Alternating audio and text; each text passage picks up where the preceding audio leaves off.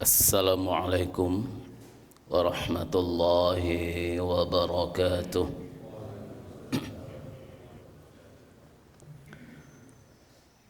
Alhamdulillahi rabbil alamin, wa bihi nasta'inu ala umuri dunya waddin.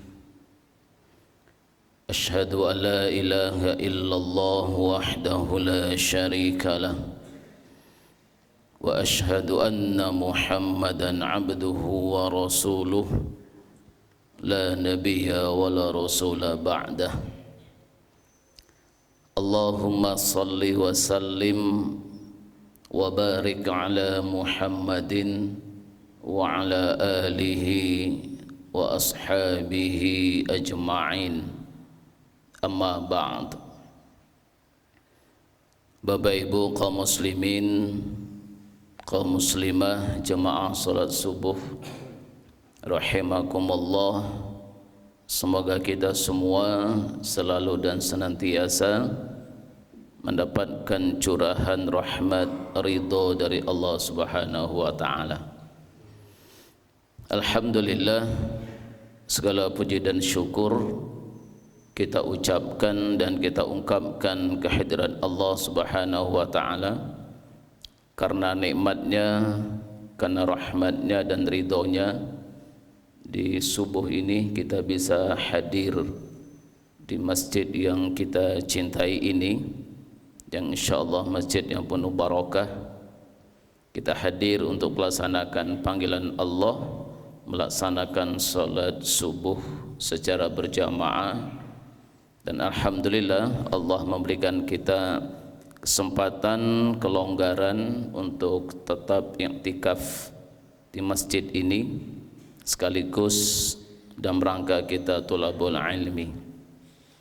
Semoga serangkaian kegiatan yang kita lakukan di masjid di subuh ini menambah ridho dan keberkahan dari Allah Subhanahu wa taala. Kemudian salawat beserta salam kita doakan semoga tercurahkan kepada Nabi kita Muhammad sallallahu alaihi wasallam. Kita berharap semoga kita semua termasuk umat beliau yang selalu istiqomah dalam melaksanakan sunnah-sunnah Rasul, istiqomah dalam mentauladani beliau dalam kehidupan kita sehari-hari, baik dalam konteks ibadah maupun dalam konteks bermuamalah. Dan tentu kita semua berharap semoga kita menjadi umat beliau yang mendapatkan syafaat darinya di yaumil qiyamah kelak. Bapak Ibu jamaah yang dimuliakan Allah,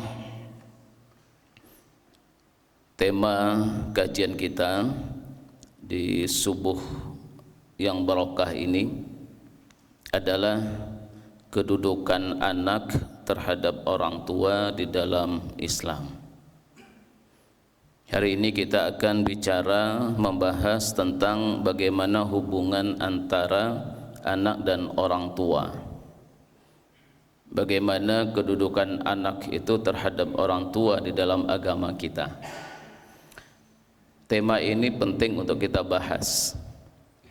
Mengetahui tentang kedudukan anak terhadap orang tua adalah hal yang sangat penting untuk kita ketahui. Karena apa? Dari sini nanti kita selaku orang tua itu bisa bersikap dengan benar. Kita selaku orang tua bisa memperlakukan anak-anak kita sesuai dengan kedudukannya terhadap orang tuanya. Bisa kita perlakukan secara benar. Al-Quran banyak berbicara tentang hubungan anak dengan orang tua. Al-Quran, hadis banyak bicara tentang bagaimana kedudukan seorang anak di hadapan orang tua di dalam agama kita. Ada beberapa kedudukan anak terhadap orang tua. Yang pertama, kedudukan anak terhadap orang tua adalah anak itu sebagai titipan. Ya, anak itu sebagai titipan. yang dalam bahasa Arabnya itu adalah wadi'ah. Wadi'ah itu adalah titipan. Anak bukan pemberian dari Allah Subhanahu wa taala kepada kita. Titipan dengan pemberian itu adalah dua hal yang sangat berbeda. Ya, konsekuensinya sangat berbeda antara titipan dan pemberian. Kalau sebuah pemberian itu sudah putus hubungan pemberi dengan apa yang dia beri, lepas. Jadi ada pelepasan hak kepemilikan sehingga tidak akan diambil kembali karena sudah lepas hak kepemilikannya. Itu kalau pemberian. Tapi kalau titipan itu tidak lepas hak kepemilikannya sehingga satu saat sesuatu yang dititipkan itu akan diambil kembali. Kalau pemberian, di situ sudah tidak ada lagi pertanggungjawaban. Terserah mau dipakai untuk apa, itu adalah pemberian. Kena berpindah kepemilikan secara mutlak. Maka orang yang menerima barang pemberian, maka dia memiliki hak kepemilikan milkut tam, kepemilikan sempurna, kepemilikan yang mutlak, dan dia bebas untuk digunakan untuk apapun. Beda dengan titipan. Ya, kalau titipan maka tidak bisa dimanfaatkan semaunya. Nah, maka pada hari ini kita akan membahas insyaallah bagaimana prinsip-prinsip di dalam agama kita kaitannya dengan titipan itu. Yang insyaallah dengan kita memahami bagaimana prinsip ya dari teori titipan itu, nanti kita bisa memahami bagaimana kita harus memperlakukan anak kita. Bapak Ibu jamaah yang dimuliakan Allah, prinsip terhadap barang titipan ya, itu yang pertama adalah orang yang menerima titipan itu adalah orang yang mendapat kepercayaan. Ini yang pertama. Orang yang menerima barang titipan itu pasti orang yang mendapatkan kepercayaan. Saya panjenengan kalau kita ingin menitipkan barang yang bagi kita barang yang sangat berharga, tidak akan mungkin kita titipkan ke sembarangan orang.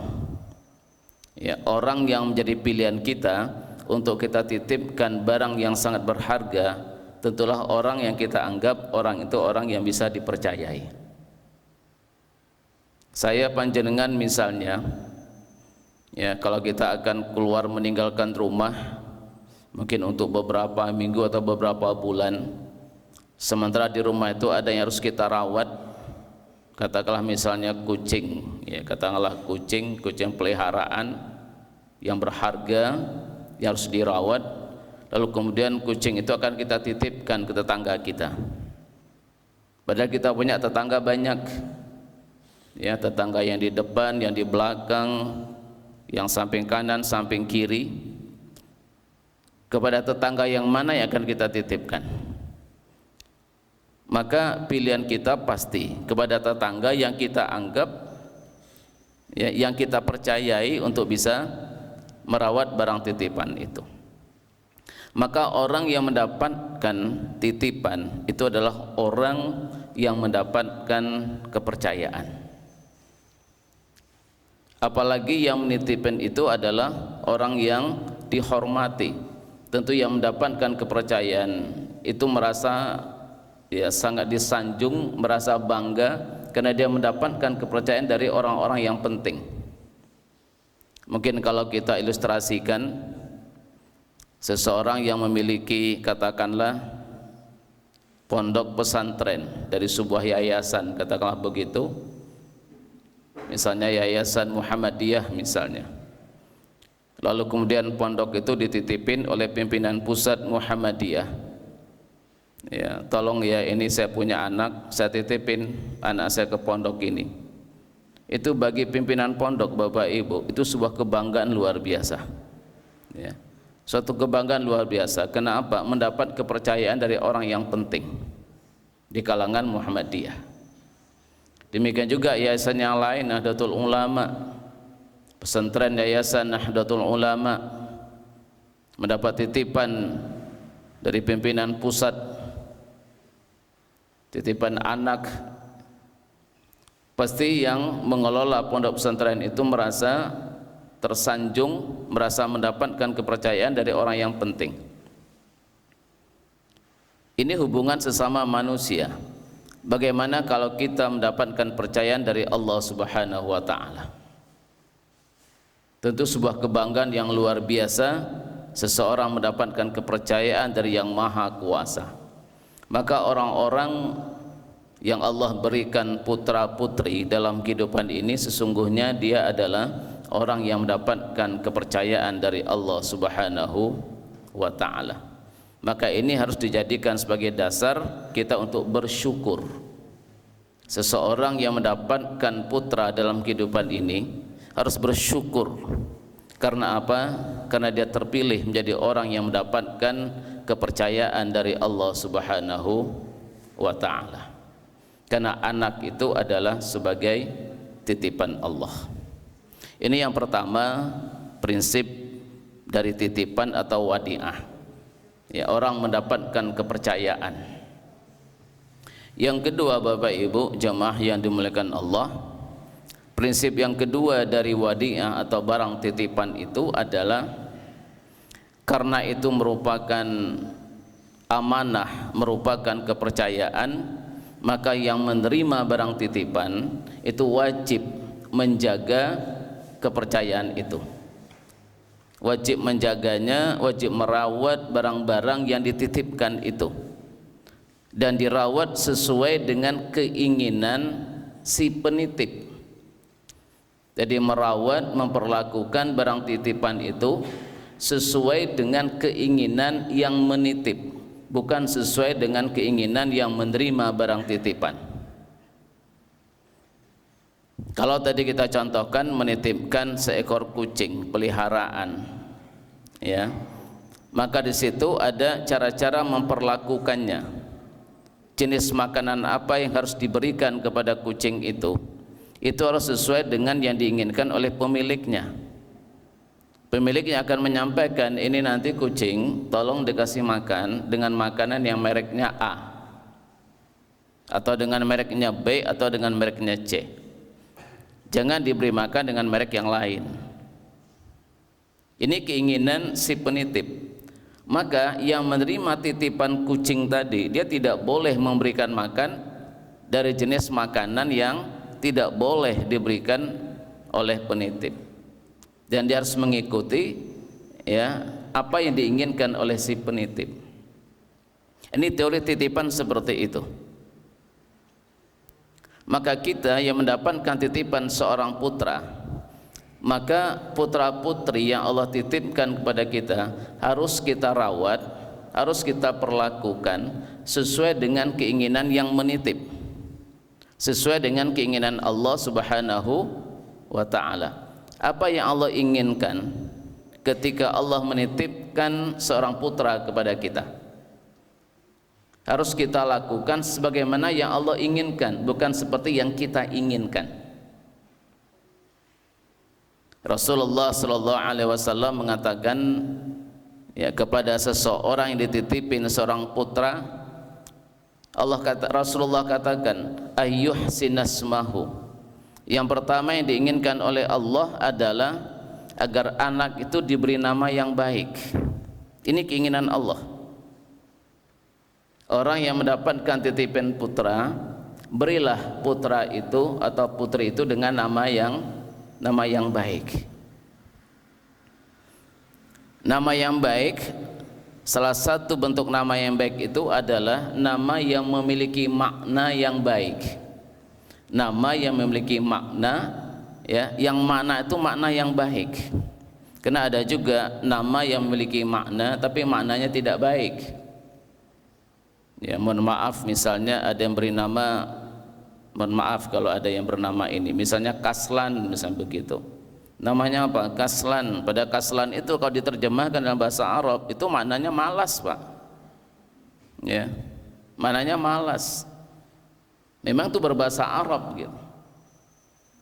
Nah, maka berilah nama dengan nama yang maknanya itu baik. Apakah itu bahasa Arab, bahasa Inggris, bahasa Jawa, bahasa Sumatera, bahasa apapun, yang penting itu memiliki makna yang baik. Dan panggillah seseorang itu dengan nama yang baik itu. Karena apa? Karena setiap orang memanggilnya itu merupakan doa baginya. Setiap orang yang memanggil namanya itu adalah doa baginya. Cuman ada tradisi, uruf, ya, kebiasaan kita di Indonesia itu kalau memanggil nama seseorang itu tidak dipanggil dengan lengkap, tapi biasanya hanya dipanggil dengan suku kata akhir atau awal. Ya, misalnya kalau nama seseorang itu Imron, makanya dipanggil Ron, misalnya begitu. Kalau namanya Selamat dipanggil Mat. Sehingga apa? Enggak punya makna, enggak punya makna. Padahal namanya bagus, dia namanya bagus. Tapi ketika dipanggil secara tidak sempurna, maka tidak memiliki nama, tidak memiliki makna, sehingga tidak menjadi doa baginya. Dalam tradisi Arab itu tidak ada singkatan-singkatan seperti itu, bahkan ditambah pakai kata-kata iya, ya Bilal, ya Muaz. Ya, dipanggil dengan panggilan sempurna. Nah, ketika seseorang itu dipanggil ya dengan nama yang sempurna, yang memiliki makna yang baik, maka itu menjadi doa bagi anak itu. Ini pentingnya memberi nama dengan nama yang baik, karena itu menjadi doa, dan panggillah dia dengan nama itu. Nah, adapun nanti tambahan-tambahan di awal apa di akhir, biasanya itu ada tambahan yang dikaitkan dengan waktu, dikaitkan dengan tempat, dikaitkan dengan nama orang tuanya. Itu hanya tambahan. Dan kalau bisa jangan dipanggil dengan nama itu, dengan nama tambahan. Ya, misalnya ketika dia lahir di bulan Ramadan, maka dia ditambah namanya menjadi Ramadan misalnya. Ya, kalau seandainya dia lahir di bulan Maulud, maka mungkin diberi nama, kalau dia perempuan, Maulida misalnya gitu, untuk mengingat peristiwa bahwa dia lahir di bulan Maulud. Tapi jangan dipanggil dengan nama Maulida itu, karena nggak ada maknanya. Bermakna tapi nggak ada makna yang baik yang sebagai doa baginya.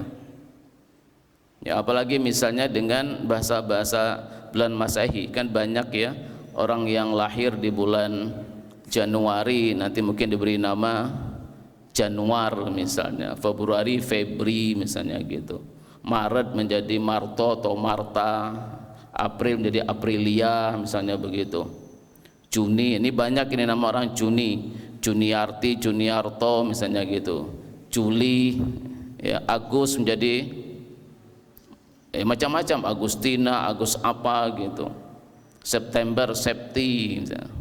Oktober, Oktar, apalagi Oktaria atau apalah gitu namanya. Jadi ada kaitannya dengan Oktober gitu.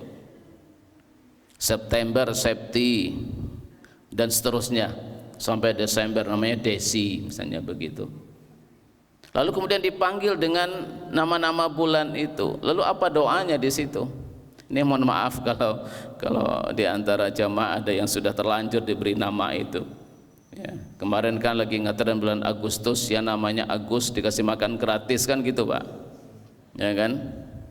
Dipanggil nama Agus misalnya, apa mana yang ada di situ? Beda kalau bahasa Jawa misalnya bagus, itu beda. Kalau bagus itu doa, ya, agar dia memang menjadi orang yang bagus. Kalau ini kan Agus, berkaitan dengan bulan. Ya bukan salah, kita tidak mengatakan salah, ya. Tetapi kalau diberi panggilan nama dengan yang memiliki makna, itu menjadi doa bagi anak itu. Nah, mungkin bagi kita ini bukan hal yang terlanjur ya. Ini bisa kita sampaikan pada anak-anak kita untuk memberi nama anaknya dengan nama yang baik. Ya, jadi ada nama yang baik, satu nama utama yang baik, terus kemudian panggillah dengan nama itu. Perkara nanti tambah-tambahannya, ya mungkin ada embel-embel nama orang tuanya, nggak ada masalah untuk menunjukkan nitrahnya, ya, nasabnya kepada si A, ya. Atau bahkan lagi ngetren sekarang itu adalah gabungan nama ayah dan ibunya, diambil nama awal ayah, nama ibunya, diberi nama anaknya. Misalnya kalau ibunya namanya Evi, misalnya orang tuanya yang ayahnya bernama katakanlah Anton atau Tony misalnya gitu, dia anaknya jadi Vito, nah, gitu ya, Vito, Evi, Tony jadi Vito misalnya. Nah itu kadang banyak ya orang kemudian menggabungkan nama ayah dan ibunya menjadi nama anaknya. Nah jadi ini titipan Allah. Allah menginginkan berikan nama anak itu dengan nama yang baik. Ayuh sinasmahu, ya, buatlah nama dengan nama yang baik. Nah kemudian yang kedua yang Allah inginkan apa? Ayu'allimahul kitab, ya, ajari anak itu Al-Quran, ajari dia Al-Quran. Ada 3 tahapan mengajarkan anak Al-Quran. Yang pertama adalah mengajarkan cara membacanya. Kita mengajarkan anak cara membaca Al-Quran, lalu kemudian ketika anak itu membaca Al-Quran, ini menjadi amal ibadah baginya, dan itu juga menjadi amal jariah bagi orang tuanya. Jadi mengajarkan membaca itu menjadi sarana ibadah. Yang kedua yang diajarkan itu adalah pemahaman kandungan Al-Quran, ya, mengajarkan nasihat-nasihat yang terkandung dalam Al-Quran. Yang pertama berkaitan dengan akidah, yang kedua berkaitan dengan ibadah, yang ketiga berkaitan dengan muamalah, dan yang berkaitan dengan akhlak. Al-Quran itu mengajarkan 4 hal itu. Bagaimana ya agar akidah anak menjadi akidah yang Qur'ani, ya, bagaimana agar ibadahnya anak dan ibadah Qur'ani, muamalahnya muamalah Qur'ani, demikian juga akhlaknya akhlak Qur'ani. Sebagaimana Rasulullah ketika ada seseorang bertanya pada Aisyah, ya Aisyah, bagaimana akhlaknya Rasulullah? Aisyah mengatakan akhlaknya Rasulullah itu adalah Al-Quran. Itu artinya adalah perilaku Rasulullah sesuai dengan kandungan Al-Quran. Ini adalah amanah yang Allah titipkan terhadap anak yang Allah berikan kepada kita. Ajarkan anak itu Al-Quran, ajarkan membacanya, ajarkan kandungan Al-Quran, lalu kemudian ajarkan juga mengamalkannya. Cara mengamalkannya, ketika Al-Quran memerintahkan sholat, maka diajarkan juga bagaimana cara melaksanakan sholat. Ini adalah keinginan yang menitip, dan banyak lagi keinginan-keinginan Allah ya terhadap anak yang Allah titipkan kepada kita, yang harus kita ketahui, harus kita pahami, sehingga kita bisa memperlakukan anak itu sesuai dengan keinginan yang menitip. Nah Bapak Ibu jamaah yang dimuliakan Allah, ya, ini prinsip yang kedua di dalam wadi'ah, dalam titipan, yaitu kita harus menjaga merawat barang titipan itu sesuai dengan keinginan yang menitip, bukan keinginan yang menerima titipan. Yang ketiga prinsip di dalam titipan adalah orang yang menerima titipan amanah yang harus merawat itu, nanti dia harus mempertanggungjawabkan kepada orang yang menitip. Harus ada pertanggungjawaban. Ketika barang titipan itu tidak dirawat sesuai dengan keinginan penitip, ya, sehingga terjadi permasalahan terhadap barang titipan itu, maka yang menerima barang titipan harus mempertanggungjawabkannya di hadapan yang memberi barang titipan. Allah menitipkan putra kepada kita. Allah tadi menginginkan harus kita perlakukan seperti apa. Maka ketika kita tidak memperlakukannya sebagaimana yang Allah inginkan, maka kita harus mempertanggungjawabkannya di hadapan Allah Subhanahu wa ta'ala. Maka semakin banyak Allah menitipkan putra kepada kita, maka semakin banyak pertanggungjawaban kita di hadapan Allah Subhanahu wa ta'ala. Ini adalah amanah yang harus kita pertanggungjawabkan. Qu anfusakum wa ahlikum nara. Jaga dirimu dan keluargamu dari siksaan api neraka. Sama dengan barang titipan, ya, jika kita tidak merawat dengan baik sehingga barang titipan itu rusak karena kelalaian kita, maka kita wajib ganti rugi terhadap barang titipan itu. Kita harus mempertanggungjawabkannya dan wajib ganti rugi. Tetapi kalau kita sudah merawatnya dengan baik, tetapi barang titipan itu rusak di luar kemampuan kita, katakanlah ada bencana alam, terjadi gempa, lalu kemudian kalau kita contohkan kucing tadi, lalu kemudian ada gempa, rumahnya roboh, kucingnya lalu kemudian tertimpa bahan bangunan menjadi mati begitu, maka itu di luar kemampuan yang menerima barang titipan, maka dia tidak wajib ganti rugi. Karena apa? Karena di luar kemampuannya. Maka seorang putra yang sudah kita rawat dengan baik, sudah kita didik dengan didikan yang baik, didikan Qur'ani, tetapi anak itu tidak menjadi anak yang soleh, tidak menjadi anak yang berperilaku Qur'ani, tidak sesuai perilakunya dengan yang Allah inginkan, padahal kita sudah merawat mendidiknya sesuai dengan yang Allah inginkan, maka itu di luar tanggung jawab kita sebagai orang tua. Karena tidak selamanya apa yang kita rawat dan kita didik, kita arahkan itu mencapai tujuan yang kita inginkan. Jangankan kita manusia biasa, seorang nabi saja, Nabi Nuh alaihi salam mendidik istrinya, mendidik anaknya, tetapi apa yang terjadi? Istrinya, anaknya tetap menjadi istri anak yang kafir. Dan itu sudah di luar tanggung jawab Nabi Nuh. Sehingga ketika Nabi Nuh merasa sedih ketika anaknya, istrinya ya tidak mengikutinya, maka Allah katakan, kamu jangan bersedih karena istrimu, anakmu Kan'an itu tidak lagi menjadi keluargamu. Karena dia bukan lagi keluargamu, maka kamu tidak bertanggung jawab terhadap mereka. Nah, demikian juga kita terhadap anak-anak kita. Jika kita sudah mendidiknya dengan baik, tetapi ya, anak tidak menjadi anak yang soleh sesuai dengan kita inginkan dan juga sesuai dengan yang Allah inginkan, itu sudah di luar tanggung jawab kita. Maka kewajiban kita itu hanya merawat, berusaha merawat, ya, mengarahkannya, mendidiknya dengan didikan-didikan Qur'ani sesuai dengan yang Allah inginkan. Ini prinsip yang ketiga, ya, tentang barang titipan, harus kita pertanggungjawabkan di hadapan Allah. Sehingga tidak heran kalau ada kisah seseorang yang sudah masuk surga lalu kemudian dipanggil lagi oleh Allah. Karena apa? Karena bermasalah dengan anaknya. Yang tadinya sudah masuk surga, karena anaknya bermasalah, lalu kemudian orang tuanya diminta pertanggungjawaban, dikeluarkan dari surga.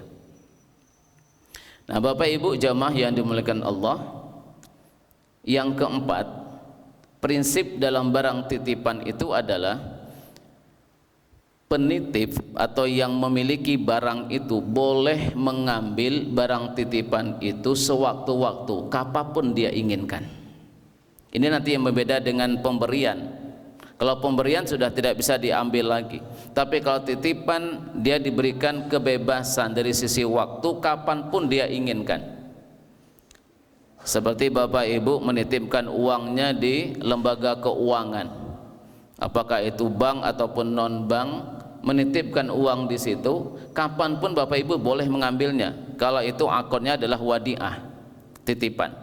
Beda kalau akadnya itu menggunakan prinsip mudharabah, itu beda, itu pakai jangka waktu, ya, deposito, nggak bisa mengambil sebelum jatuh tempo. Tapi kalau akad yang dipakai itu adalah wadiah, tabungan yang punya prinsip wadiah, titipan, itu kapanpun Bapak Ibu inginkan bisa diambil, misalnya lewat ATM begitu, kapanpun bisa diambil.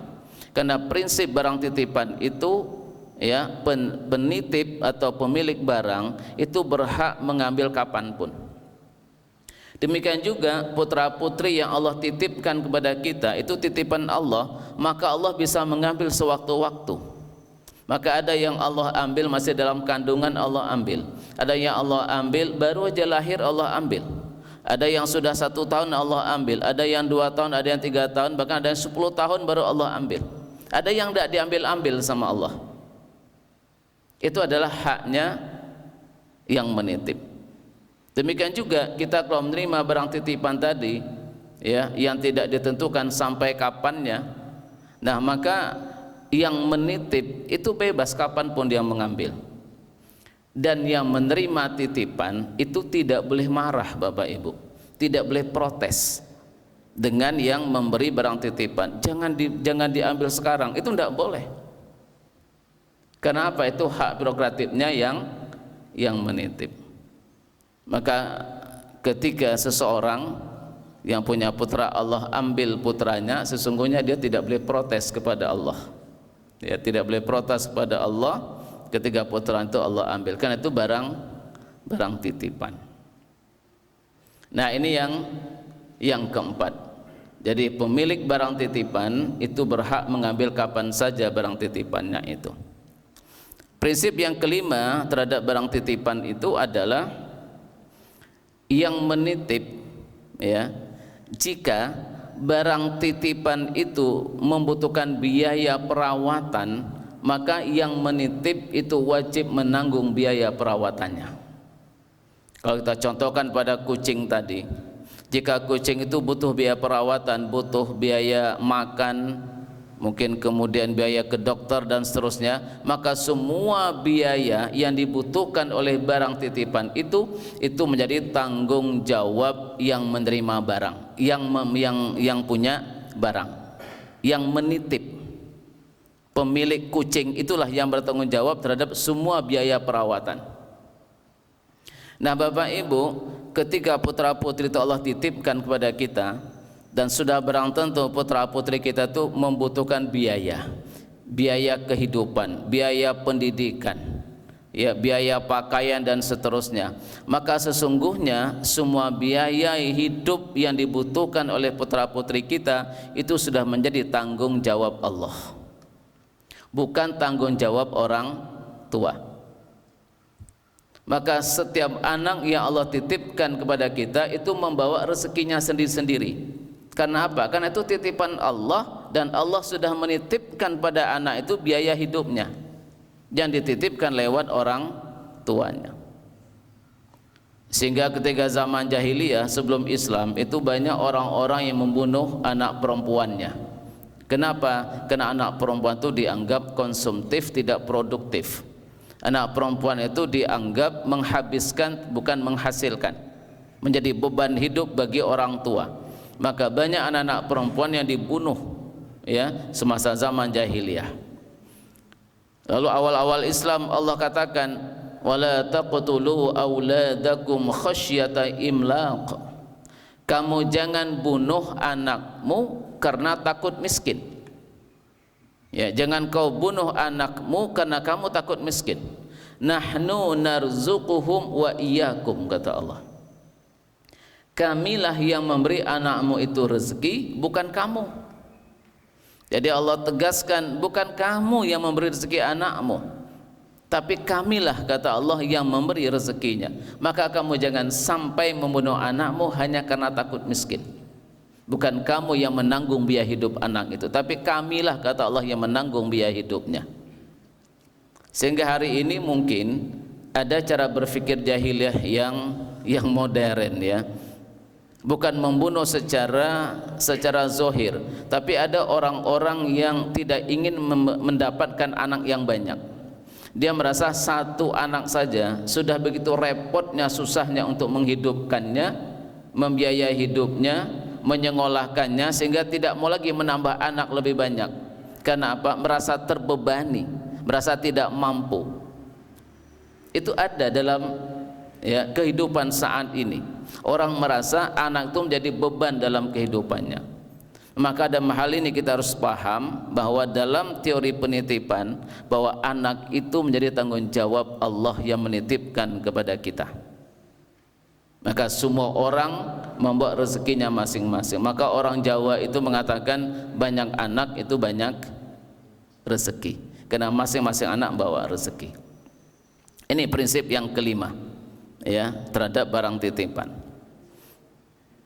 Yang keenam, prinsip yang keenam, ini yang terakhir, ya, bahwa yang menitip, ya, yang menitip itu dapat memberikan bonus, memberikan hadiah, memberikan reward kepada orang yang menerima barang titipan, yang sudah merawat barang titipan itu dengan baik, dia bisa memberikan bonus, bisa memberikan reward, bisa memberikan hadiah yang tidak diakodkan di awal, yang tidak diakodkan, diperjanjikan di awal. Kalau diperjanjikan di awal, merawat ini sekian lama waktunya, dibayar sekian, itu tidak lagi titipan namanya, itu sudah namanya ijarah, itu upah mengupah. Tapi kalau titipan itu amanah, tidak diungkapkan di awal, tetapi di akhir, ya, yang menitip bisa memberikan bonus, memberikan ucapan terima kasih. Maka kalau kita contohkan tadi, seseorang yang menitipkan kucingnya untuk dirawat, ketika dia pulang kampung, maka biasanya setelah pulang dari kampungnya, dia membawa oleh-oleh dari kampung, diberikannya kepada orang yang merawat kucing sebagai ucapan terima kasih. Ya, seberapapun mau diberikan itu nggak boleh diprotes. Ya, itu udah haknya yang memberi.